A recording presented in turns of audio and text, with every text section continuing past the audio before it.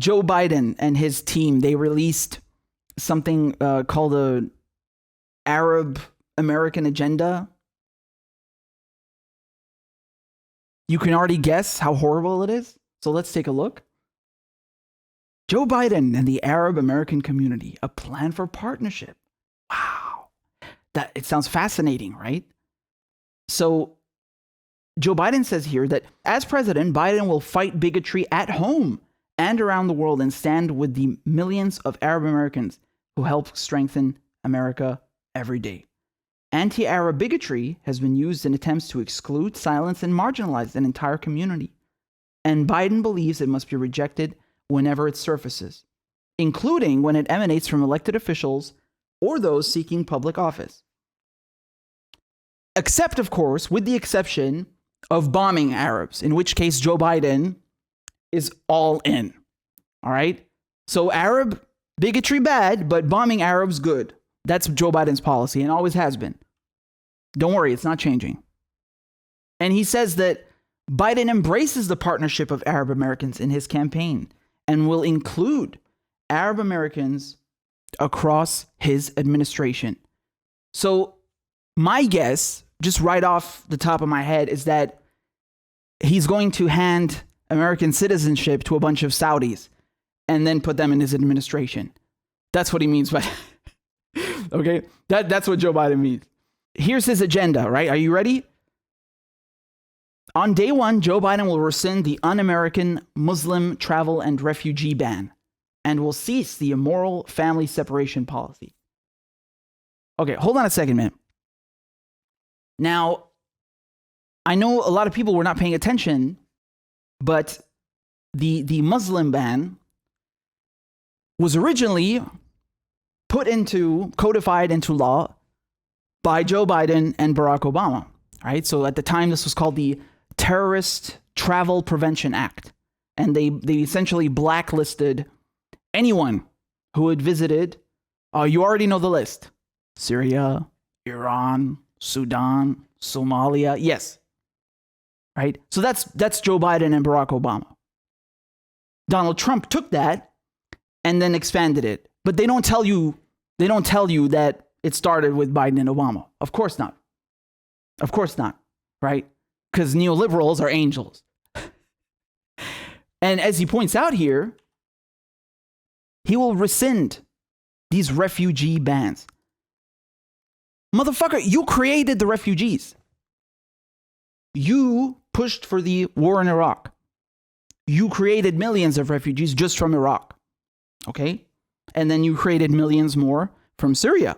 And then millions more from Libya. You created those refugees. Keep your fucking travel ban as long as you stop creating refugees and bombing Arab countries. We good? I think that's a fair compromise. Get the fuck out. I don't give a shit about your travel ban. Just stop bombing us. Is that good? Is that good enough? Does that work? No, of course not. Of course not. So Joe Biden is offering death and destruction, and a few refugees can come in. A few. How generous. How generous.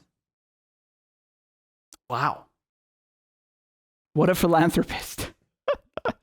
So, once again, he talks about refugees here, which he created.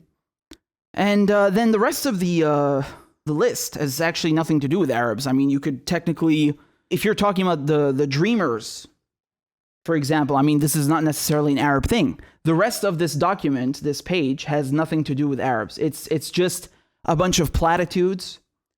It's bullshit. It's nothing to do with Arabs. Just blah, blah. You know, if you really want to help Arabs, I have a plan for Joe Biden. I'm going to show it to you. Okay, it's very simple, actually. It fits in one tweet. That's how simple it is. It's revolutionary. You ready? So I even tagged Joe Biden. I said, hey, Joe Biden, I fixed your Arab American agenda. Number 1, get out the Middle East. Number 2, again, get the fuck out the Middle East. Number 3, renounce the Israeli occupation and recognize Palestine. Number 4, full reparations for all wars and sanctions. And number 5, Nuremberg trials part 2 for you and your buddies. Right? And since Joe Biden loves reaching across the aisle and he's such good friends with Republicans, he can bring those buddies too. You know, Colin Powell, who wants to vote for him, everybody, they're all invited to the Nuremberg trials part 2. Don't worry. So, once again, no policy, platitudes, and a bunch of BS. Remember, Joe Biden proudly stated he is a Zionist. He proudly stated he opposes BDS.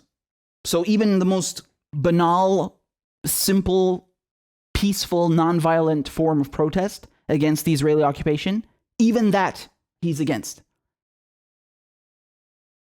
He started all of these wars.